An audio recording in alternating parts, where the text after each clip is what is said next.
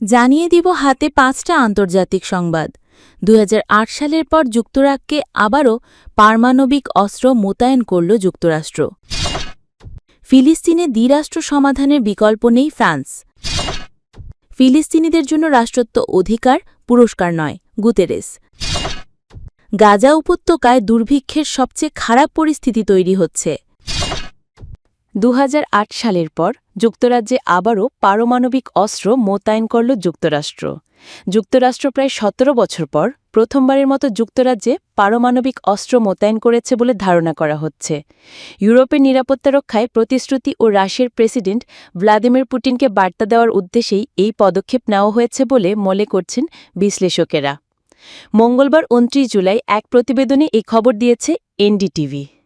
১৬ July new মেক্সিকোর আলবুকার্কিতে অবস্থিত যুক্তরাষ্ট্রের একটি পারমাণবিক অস্ত্র ঘাঁটি থেকে একটি সামরিক পরিবহন বিমান যুক্তরাজ্যের লেকিনহিথ ঘাঁটির উদ্দেশ্যে রওনা দেয়।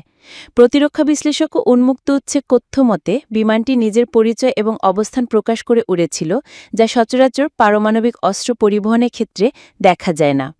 জানা গেছে বিমানটি ছিল প্রধান পারমাণবিক পরিবহন ইউনিটের অংশ, যা সাধারণত পারমাণবিক অস্ত্র পরিবহনেই ব্যবহৃত হয়। এটি কোনো তৃতীয় দেশের আকাশসীমা অতিক্রম না করেই সরাসরি যুক্তরাজ্যে পৌঁছে যায়। যুক্তরাষ্ট্র ও যুক্তরাজ্য উভয় দেশই তাদের পারমাণবিক অস্ত্র কোথায় রাখা হয়েছে তা প্রকাশ করে না। তবে মার্কিন প্রতিরক্ষা মন্ত্রণালয়ের বাজেট দলিলে দেখা গেছে, লেকেনহেথ ঘাঁটিতে পারমাণবিক অস্ত্র সুরক্ষার জন্য নিরাপত্তা অবকাঠামো উন্নয়নের নামে বহু বছর ধরে কোটি কোটি ডলারের কাজ চলছে। বিশেষজ্ঞদের মতে এই অস্ত্রগুলো হতে পারে নতুন ধরনের B61-12 পারমাণবিক বোমা, যেগুলো তীব্রতা অনুযায়ী সামঞ্জস্যযোগ্য এবং অত্যন্ত নির্ভরভাবে নির্দিষ্ট লক্ষ্যবস্তুতে আঘাত হানতে সক্ষম। ঠান্ডা যুদ্ধের পর এই প্রথম ইউরোপে যুক্তরাষ্ট্রের কৌশলগত পারমাণবিক অস্ত্রের সংখ্যা বাড়ানো হল। যুক্তরাষ্ট্রভিত্তিক পারমাণবিক তথ্য পরিচালন করা হ্যান্স ক্রিস্টেনসেন বলেন, জোরালো ইঙ্গিত রয়েছে যে যুক্তরাষ্ট্র আবারও যুক্তরাজ্যে পারমাণবিক অস্ত্র ফিরিয়ে এনেছে। অন্যদিকে ইউরোপ-ভিত্তিক বিশ্লেষক উইলিয়াম আলবেরকে মনে করেন, ট্রান্সপন্ডার চালু রেখে উড্ডয়ন করার মাধ্যমে যুক্তরাষ্ট্র রাশিয়াকে ইচ্ছাকৃতভাবে দেখাতে চায় যে তারা ইউরোপে নিজেদের পারমাণবিক সক্ষমতা কমাচ্ছে না। তিনি আরও বলেন, এটি কেবল একটি শুরু। ন্যাটোর প্রতিরোধ নীতিকে আরও শক্তিশালী করতে যুক্তরাষ্ট্র আরও পদক্ষেপ নিতে পারে। পারমাণবিক অস্ত্র যুক্তরাজ্যে ফিরিয়ে আনা নিঃসন্দেহে বড় একটি পদক্ষেপ। বিশ্লেষক সিদ্ধার্থ কাউশাল মনে করেন, যুক্তরাষ্ট্রের এই পদক্ষেপ ইউরোপে আরও নমনীয় পারমাণবিক সক্ষমতা গড়ে তুলছে, যা রাশিয়ার থিয়েটার স্তরের পারমাণবিক অস্ত্রের সংখ্যাগত শ্রেষ্ঠত্বকে ভারসাম্য আনতে সহায়তা করবে। সম্প্রতি যুক্তরাষ্ট্রের প্রেসিডেন্ট ডোনাল্ড ট্রাম্পও পুতিনের প্রতি কঠোর মনোভাব গ্রহণ করেছেন। তিনি ইউক্রেনকে আরও ক্ষেপণাস্ত্র সহায়তা দেওয়ার ঘোষণা দিয়েছেন এবং ৫০ দিনের মধ্যে যুদ্ধবিরতিতে সম্মত না হলে রাশিয়ার উপর নতুন আর্থিক নিষেধাজ্ঞার হুমকি দিয়েছেন।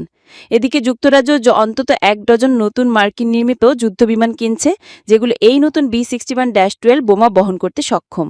ব্রিটিশ প্রতিরক্ষা মন্ত্রণালয় বলেছে, ন্যাটোর প্রতিরোধ নির্ভর করে ইউরোপে যুক্তরাষ্ট্রে মোতায়েন করা অস্ত্র ও মিত্রদের সহায়তার উপর। এই সিদ্ধান্তের ফলে ঠান্ডা যুদ্ধের পর প্রথমবারের মতো ব্রিটিশ রয়্যাল বিমান বাহিনী পারমাণবিক দায়িত্বে ফিরে আসছে। B61-12 ধরনের বোমার শক্তি 0.3 কিলোটন থেকে 50 কিলোটন পর্যন্ত পরিবর্তনযোগ্য। এগুলো নির্দিষ্ট লক্ষ্যবস্তুতে অত্যন্ত নির্ভুলভাবে আঘাত হানতে সক্ষম এবং প্রয়োজনে জনবহুল এলাকাতে ব্যবহারযোগ্য। হান্স ক্রিস্টেনসেন জানিয়েছেন, এই অস্ত্র এখন ইউরোপে 6টি ন্যাটো দেশের 7টি ঘাঁটিতে সম্পূর্ণ মোতায়েন হয়েছে। উল্লেখ্য, যুক্তরাষ্ট্র পারমাণবিক অস্ত্র তাই ইউরোপের। ফিলিস্তিনে দ্বিরাষ্ট্র সমাধানের বিকল্প নেই ফ্রান্স। ইসরায়েল ও ফিলিস্তিনের মধ্যে দ্বিরাষ্ট্র সমাধানের কোনো বিকল্প নেই। সোমবার ২৮ জুলাই সৌদি আরবের সঙ্গে যৌথভাবে অনুষ্ঠিত জাতিসংঘের সম্মেলনে এ মন্তব্য করেন ফরাসি পররাষ্ট্রমন্ত্রী জি-নোয়েল ব্যারট। খবর এনডিটিভি। ৩ দিনের এই বৈঠকের শুরুতে জি-নোয়েল ব্যারট বলেন, কেবল একটি রাজনৈতিক দ্বিরাষ্ট্রভিত্তিক সমাধানই ইসরায়েলি ও ফিলিস্তিনিদের শান্তি ও নিরাপত্তায় বসবাসের বৈধ আকাঙ্ক্ষা পূরণে সহায়তা করবে। এর কোনো বিকল্প নেই। সম্মেলনের কয়েকদিন আগে ফরাসি প্রেসিডেন্ট ইমানুয়েল মাক্রো সেপ্টেম্বরে আনুষ্ঠানিকভাবে ফিলিস্তিনি রাষ্ট্রকে স্বীকৃতি দেওয়ার ঘোষণা দেন।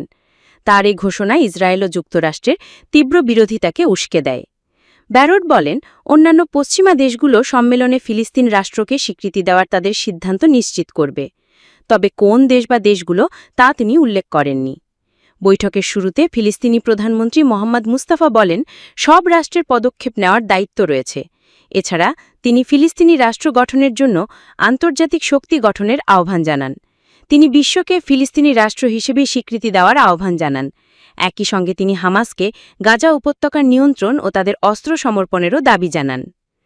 ফ্রান্স আশা করছে যুক্তরাষ্ট্র তার পদক্ষেপ অনুসরণ করবে। গত শুক্রবার 200 জনেরও বেশি ব্রিটিশ সংসদ সদস্য এই ধারণার প্রতি সমর্থন জানিয়েছেন। কিন্তু প্রধানমন্ত্রী কিয়ার স্টারমার বলেছেন, ফিলিস্তিনি রাষ্ট্রের স্বীকৃতি একটি বৃহত্তর পরিকল্পনার অংশ হতে হবে। জাতিসংঘের মহাসচিব অ্যান্তোনিও গুতারেস সভায় বলেছেন, দ্বিরাষ্ট্র সমাধান আগের চেয়ে অনেক আগে এগিয়ে রয়েছে। এএফপি এর একটি ডেটাবেসের অনুসারে জাতিসংঘের 193টি রাষ্ট্রের মধ্যে কমপক্ষে 142টি দেশ ফিলিস্তিনি রাষ্ট্রকে স্বীকৃতি দিয়েছে। ফিলিস্তিনিদের জন্য রাষ্ট্রত্ব অধিকার, পুরস্কার নয়, গুতেরেস। জাতিসংঘের মহাসচিব অ্যান্তোনিও গুতেরেস দ্বিরাষ্ট্রীয় সমাধানের দিকে জরুরি, সুনির্দিষ্ট, অপরিবর্তনীয় পদক্ষেপ নেওয়ার জন্য আন্তর্জাতিক সম্প্রদায়ের প্রতি আহ্বান জানিয়েছেন। একই সঙ্গে তিনি বলেছেন, ফিলিস্তিনিদের জন্য রাষ্ট্রত্ব একটি অধিকার, পুরস্কার নয়। খবর বার্তা সংস্থা আনাদোলুর। স্থানীয় সময় সোমবার 28 জুলাই ফিলিস্তিনি ইস্যুর শান্তিপূর্ণ নিষ্পত্তির জন্য জাতিসংঘের একটি উচ্চস্তরের সম্মেলনের উদ্বোধনী অনুষ্ঠানে গুতেরেস কথা বলেন। তিনি বলেন, স্পষ্ট করে বলা যাক যে ফিলিস্তিনিদের জন্য রাষ্ট্রত্ব একটি অধিকার, পুরস্কার নয়, এবং রাষ্ট্রত্ব অস্বীকার করা সর্বত্র চরমপন্থীদের জন্য একটি উপহার হবে। তিনি আরও বলেন, সময় ফুরিয়ে আসছে, প্রতিদিন আস্থা হ্রাস পাচ্ছে, প্রতিষ্ঠানগুলো দুর্বল হয়ে পড়ছে এবং আশা ভেঙে যাচ্ছে। গুতেরেস গাজার গভীরতর সংকটের নিন্দা জানিয়ে বলেছেন, গাজায় বিপর্যয়ের ঝড় নেমে এসেছে। তিনি আরও বলেন, জীবন রক্ষাকারী মানবিক সাহায্যের ওপর বিধিনিষেধ কমানোর সাম্প্রতিক পদক্ষেপগুলোকে আমি স্বাগত জানাচ্ছি, কিন্তু এই দুঃস্বপ্নের অবসান ঘটানোর জন্য এটি সমাধান থেকে অনেক দূরে নয়। আমাদের প্রয়োজন একটি তাৎক্ষণিক স্থায়ী যুদ্ধবিরতি, সকল জিম্মিকের তাৎক্ষণিক নিঃশর্ত মুক্তি, পূর্ণ এবং নিরবিচ্ছিন্ন মানবিক প্রবেশাধিকার। এগুলো শান্তির পূর্বশর্ত নয়, এগুলোই এর ভিত্তি। জাতিসংঘের মহাসচিব জোর দিয়ে বলেন, ইসরায়েলের পূর্ব জেরুজালেম সহ অধিকৃত ফিলিস্তিনি ভূখণ্ডে অব্যাহত দখল অবৈধ। এটি অবশ্যই শেষ করতে হবে। এটাই আইন। দখলিতে কোনো নিরাপত্তা নেই।